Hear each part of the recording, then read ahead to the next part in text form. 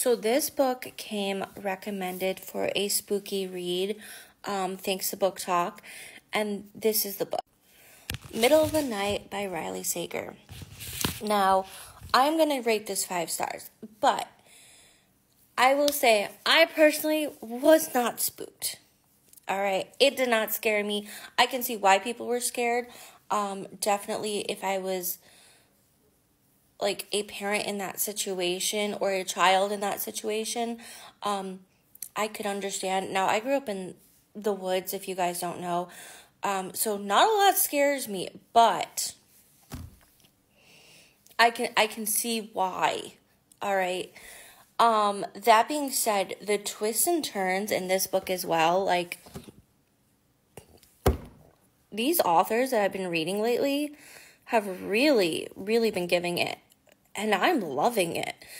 I did not expect, for it to go that route. Like, it's set in suburbia, right, in New York. They don't give a particular, like, town, but it's like in a cul-de-sac with the woods surrounding the outside the cul-de-sac, right? So it wasn't like quite rural, but their neighbors are like next door to each other. Like, you can literally see into the other neighbors like yard, unlike mine, right? Like, we are far away. Like, far away. Like, I'm completely surrounded by woods. But, you know, the mention of how a crime happening in, like, suburbia and not feeling safe, I can understand that. You know, people don't expect things to happen in suburbia. People really think it's, like, city things. And, like, even up here where I am, I'm in rural New York, there's crimes that happen. It's not a lot. It's not like this. I mean, these things do happen, but it's not to the same extent. It doesn't happen quite often. And, like, my town is very low on crime, but there's crime. Like, things happen. It's mostly DUIs. There's a couple of, like, felony, thieveries. There has been 2 shootouts, in the surrounding area, in the last couple years. So that I will say was, like, when I found out that was happening, that was like, I don't know.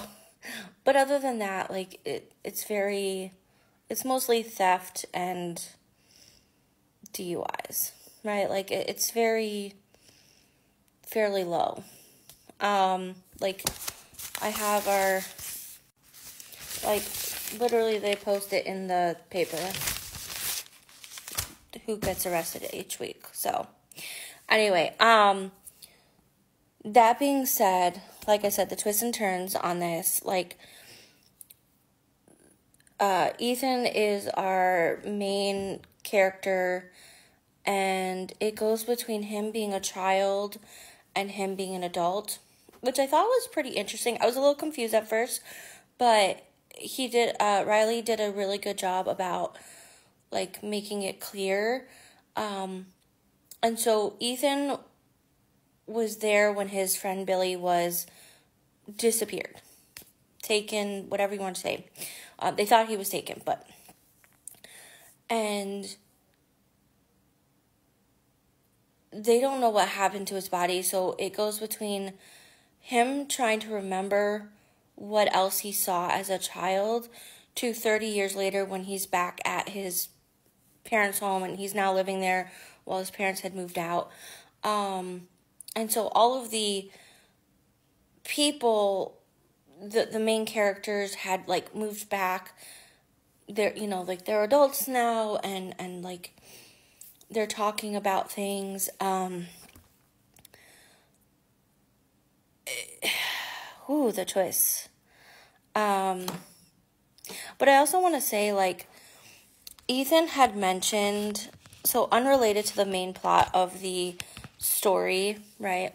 Ethan had mentioned that he did not want to be a dad, and I think in part of it was because of the incident that happened with his friend Billy, and he felt like he was never going to keep someone safe.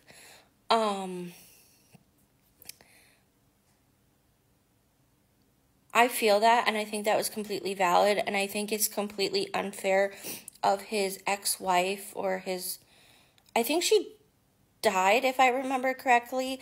Like, it wasn't very clear until later that she had died, so I'm going to make that clear, but that his ex-wife, like, wanted a child later on, and she, like, thought he would change his mind. And he was like, we talked about this before we got married.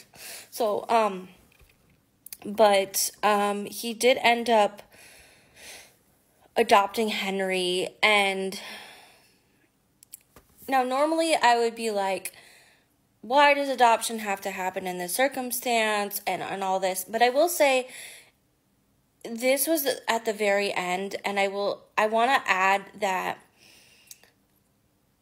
in this circumstance, it was a fictive kin adoption, okay? And it was done correctly. So first of all, Henry had grown up knowing his mom, right? Been with his mom. She had to go to jail. I'm not going to explain why, but she had to go to jail. And she asked Ethan to take Henry. They had grown to have a relationship. And Henry trusted Ethan, and Ethan began to, like, feel like he could be okay around kids. Like, he was kind of wary, but then, like, he realized he was okay. And because Ashley, the mom, was going to be in jail for a long time, she needed someone to take care of Henry, and so he ended up adopting him. Now, again, like, we can go on the legal things, but to know that it was a family friend, it was someone that was trusted, it was someone that had built a rapport with the child, but also knew the mom, right? They were friends throughout childhood, is something good, right? So we know that Ethan is not going to take Henry away from mom. Now, I will say, mom could have done better in terms of the father. She didn't know who his father actually was, the biological. But that's a whole different story. So I want to say, in this case, adoption was done well. It is not the main plot of the story. It's towards the ending. There's far more to it. Like, you have to read the book to understand the context. But it is a fictive kin adoption, and it was done well. So, props to Riley on that. But also, the twists and turns were fantastic. And I highly recommend reading this book.